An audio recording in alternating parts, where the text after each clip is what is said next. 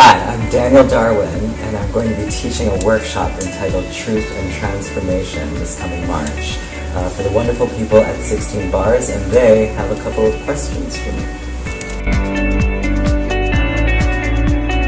I went to NYU. They have this wonderful college called Gallatin School of Individualized Study, where you get to create your own major.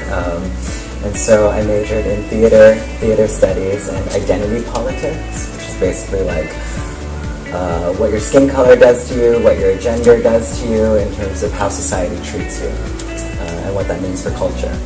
It was really awesome. It did not help me get a job because I graduated in 2010 as like a theater practitioner.